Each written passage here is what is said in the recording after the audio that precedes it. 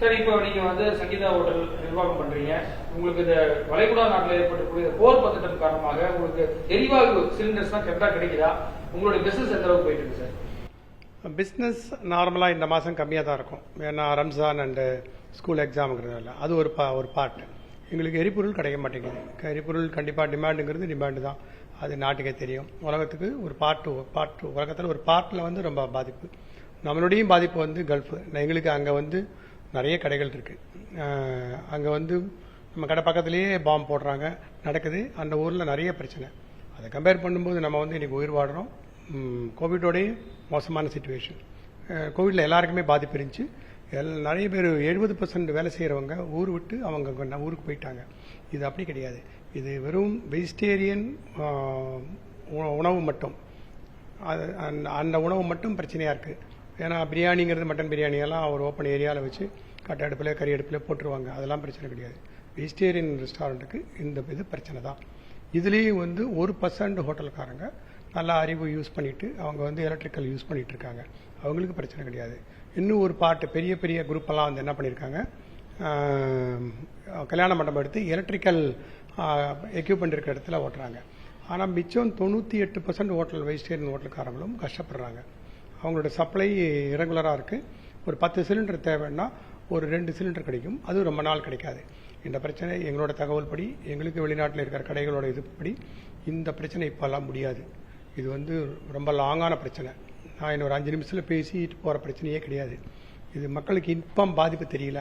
நேற்றுக்கு நைட்லேருந்து diesel petrol டிமாண்டுன்னு காமிக்கிற மாதிரி இது உண்மையான டிமாண்டு கேஸுங்கிறது இந்தியா ஃபுல்லாகவே. கவர்மெண்ட் தரப்பில் அவங்க என்ன மேக்ஸிமம் பண்ணுறதோ மக்களுக்கு யாரும் கஷ்டம் கொடுக்கணும்னு நினைக்கல.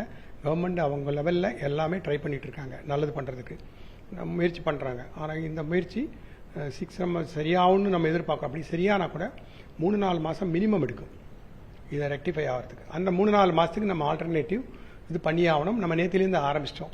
ஒரு கறி எடுப்போ ஒரு கட்டை எடுப்போ ஓப்பன் ஸ்பேஸில் வச்சு பண்ணுறதுக்கு. கடைக்குள்ளார வச்சு பண்ணுறது கஷ்டம். ஏன்னா கேஸும் இதுவும் சேர்ந்து வைக்கக்கூடாது. இன்னும் ஒரு 15 நாளில் எல்லாமே கட்டையும் கறி அடுப்புமா மாறத்துக்கு வாய்ப்பு இருக்குது. இல்லை எலக்ட்ரிக்கல்லாம் உடனே எல்லாம் ஆர்டர் பண்ணி கிடைக்காது. அதுக்குமே ஒரு 2 மாதம் ஆகும். இதெல்லாம் சரியாகிறதுக்கு 7 மாதம்னு வரும்போது நாங்கள் சரியாகிறதுக்கு 1 மாதம் ஆகும். இந்த 1 மாதத்தில் எங்களுக்கும் பழக்கமாயிடும். இந்த கட்டை அடுப்புலையும் செஞ்சு எங்களுக்கும் பழக்கமாயிடும். பழைய மாதிரி ஸ்பீடு கிடைக்காது, ஸ்பீடு குறையும். எல்லா ஐட்டமும் நம்மளால் ஸ்பீடாக கொடுக்க முடியாது. வேகம் கிடையாது. கட்டை அடுப்புங்கிறதுனால வேகம் கிடையாது. கறி அடுப்புங்கிறதுனால வேகமாக போட முடியாது. அந்த ஒரு டிராபேக் இருக்கும்.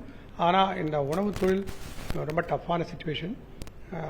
விலைவாசியெல்லாம் ஏற்றுறதுக்கெல்லாம் வாய்ப்பு கிடையாது. ஏற்றக்கூடாது. ஏற்றுறதுக்கு வாய்ப்பும் ரொம்ப கம்மி.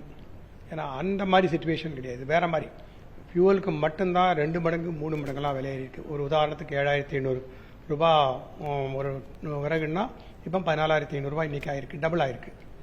அதுவுமே டபுள் ஆயிருக்கு. இனி திருப்பிலும் ஆகலாம். அதனால் கொஞ்சம் பாதிப்பு இருக்கும். எங்களோட முக்கியமான இது வந்து எங்களுக்கு ஒரு நாளைக்கு எங்கள் குரூப் நானும் எங்கள் பிரதருமா நடத்துகிற கடைக்கு ஒரு நாளைக்கு 20 லட்சம் ரூபா சம்பளம் தேவை. இந்த 20 லட்சம் ரூபா சம்பளம் கொடுக்குறது தான் எங்களோட முதல் ப்ரியாரிட்டியாக நம்ம நினைக்கிறோம். அதுக்கப்புறம் அவங்களுக்கு சாப்பாடு, பப்ளிக் சாப்பாடு கொடுத்தா தான் இதெல்லாம் பண்ண முடியும். அப்போ அதுக்கான முயற்சி எல்லாமே பண்ணுவோம். இந்த நேரத்துக்கு இந்த சுமையை தூக்கி நார்மல் பாமர மக்கள் மேலே நாங்கள் சுமத்துறதுக்கு விருப்பம் கிடையாது. கட்டாயம் ஆகுமான்னு எங்களுக்கு தெரியாது, ப்ரெடிக்ட் பண்ண தெரியல. விருப்பம் கிடையாது, பண்ணக்கூடாது. அதுதான் எங்களோட நோக்கம். அதுதான் முதல்ல சம்பளம் கொடுக்கணும், 2வது அவங்களுக்கு சாப்பாடு கொடுக்கணும், பப்ளிக் சாப்பாடு கொடுக்கணும். இப்போ எப்படி சார் நீங்கள் வேர் பண்ணி போறீங்க? இப்போ நீங்கள் சொல்லும் போது காஸ்ட் இன்க்ரீஸ் ஆகும் போது உங்களுடைய உற்பத்தி ப்ரொடக்ஷன் காஸ்ட் இன்க்ரீஸ் ஆகும் போது உங்களுடைய லாபம் குறைய வாய்ப்பு இருக்கிறது. ப்ரொடக்ஷன் காஸ்ட்டுங்கிறது வந்து ஃபியூவலில் மட்டும்தான் இன்க்ரீஸ் ஆகும். மற்றபடி டீசல் டிமாண்ட் ஆனால் தான் ப்ரொவிஷன்ஸ் எல்லாம் டிமாண்ட் ஆகும், டிரான்ஸ்போர்ட் டிமாண்ட் ஆகும். அந்த நேரத்துக்கு தான் அந்த விலை வாய்ப்புகள்லாம் ஏறத்துக்கு வாய்ப்பு. இப்போ அதர்வைஸ் வந்து காய்கறியெல்லாம் விலை ஏறாது.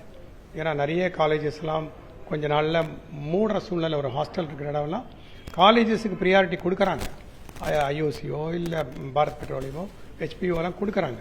அதையும் மீறி கைவிட்டு போயிடுச்சுன்னா அந்த காலேஜஸோட ஹாஸ்டல்ஸ் மூட வேண்டிய சூழ்நிலை வரும்போது கல்யாணங்கிறதெல்லாம் கல்யாணம் காட்சிங்கிறதெல்லாம் கட்ட அடுப்பில் தான் செய்யணும். அதெல்லாம் நடக்கும். இப்படி வரும்போது காய்கறியெல்லாம் அப்படி ஒன்றும் விலையேறாது. இப்போ நீங்கள் கமர்ஷியல் சிலிண்டர் ஏதாவது யூஸ் பண்ணுறீங்க, ஒரு நாளைக்கு எவ்வளோ சிலிண்டர் நீங்கள் யூஸ் பண்ணிடுறீங்க, எவ்வளோ கிடைக்குது, எவ்வளோ? எங்களுக்கு வந்து ஒரு நம்ம குரூப் வந்து 36 கடை இருக்குது. இந்த இடங்களில் வந்து ஒரு நாளைக்கு வந்து எங்களுக்கு வந்து ஒரு 150 சிலிண்டர் தேவைப்படும். இதில் வந்து மிஞ்சி போனால் ஒரு 30 சிலிண்டரோ 35 சிலிண்டரோ கிடைக்கும். அப்போ அதுக்கப்புறம் அது மாற்று இதாக வந்து நாங்கள் கட்டை எடுப்போம் கறி எடுப்போமா மாறியாச்சு. நேற்று மார்னிங்லேருந்தே ஆரம்பிச்சாச்சு. பல்க் குக்கிங்லாம் பெருசாக ஓப்பன் ஏரியாவில் வச்சு தயார் பண்ண ஆரம்பிச்சிட்டோம். இப்போ வந்து இதனால வந்து நீங்கள் சொன்ன மாதிரி தோசைக்கெல்லாம் வந்து 24 ஹவர்ஸ் அடுப்பு வச்சுட்டே இருக்குன்னு சொல்லுவாங்க. இந்த மாதிரி வெரைட்டி குறைக்கிறதுக்கான வாய்ப்பு இருக்கா? கண்டிப்பாக இருக்குது. தோசை வந்து டைமிங் பண்ணிவிடுவோம். அதுக்கப்புறம் கட்டை அடுப்புன்ட்டு சொல்லி நம்ம அந்த சில விஷயங்கள்லாம் இருக்குது. அது ரெடி ஆயிடுச்சுன்னா நம்ம பழைய மாதிரியே நார்மலாக கடை நடக்கிற மாதிரி. அதுக்கெல்லாம் வந்து ஒரு மாதம் எடுக்கும். இந்த பிரச்சனை தீர்த்துக்கு 6-7 மாதம் எடுக்கும் ஆன் த ஹோல். ஏன்னா கொஞ்சம் எத்தனையோ காலங்களாக உருவாக்கின அந்த அந்த வசதிகள்லாம் வெளிநாட்டில் ஒரே செகண்டில் உடச்சி போட்டானுங்க. அதெல்லாம் திருப்பி சரி பண்ணுறதுக்கு 6-7 மாதம் மேலே ஆகலாம். நான் சொல்ல எனக்கு அந்த கணக்கு தெரியாது. இருந்தாலும் அவ்வளோ லாங் ஆகிறதுனால நாங்களும் தயாராகவும் பழைய காலத்து மாதிரி. ஏன்னா நான்லாம் கட்ட அடுப்பில் வேலை செஞ்சுருக்கேன். அதில் பழைய ஸ்பீடு கம்மியாக இருக்கும். இந்த டேர்ன் ஓவர் நடக்காது.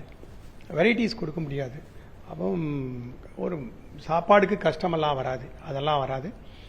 ஏன்னா இன்னும் மாற்று வழி இருக்கு பாருங்கள். நம்ம அந்த வழியிலேருந்து தானே வந்தோம். கட்ட அடுப்புலேருந்து தானே இங்கே வந்திருக்கோம். ஸ்பீடு குறையும், டேர்ன் ஓவர் குறையும், வேலை வாய்ப்புகள் கொஞ்சம் குறையும். இப்போ நீங்கள் ஒரு கன்சியூமருக்கு இந்த மாதிரி ஒரு டைமில் நீங்கள் சொல்ல வர மெசேஜ் என்ன? ஏன்னா இந்த காலத்தில் நிறைய பேர் கூட்டினா நீங்கள் வந்து ஃபுட்டுன்றது ஒரு முக்கியமான ஒரு சர்வீஸாக பண்ணி உங்கள் கன்சியூமருக்கு சொல்ல மெசேஜ் என்ன நினைக்கிறீங்க?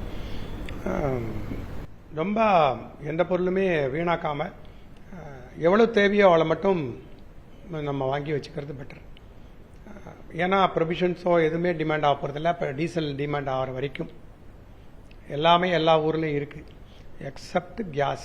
அதுக்கப்புறம் தான் டீசல் வந்து நம்ம கவர்மெண்ட் கிட்ட ஸ்டாக் இருக்குது. கேஸ் மட்டும்தான் நம்மகிட்ட பிரச்சனையாக இருக்குது இப்போதைக்கு. இந்த வாரங்கிறது வந்து அடுத்த லெவலில் போகக்கூடாது. போனால்தான் அடுத்த லெவலில் நம்ம யோசனை பண்ண முடியும். அப்போ தான் அந்த சாஃப்ட்வேர் ஓப்பன் ஆகும்.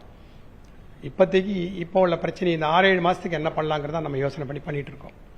6-7 மாதத்துக்கு நம்ம பிளான் பண்ணியிருக்கோம் என்ன தயாராகணுன்ட்டு.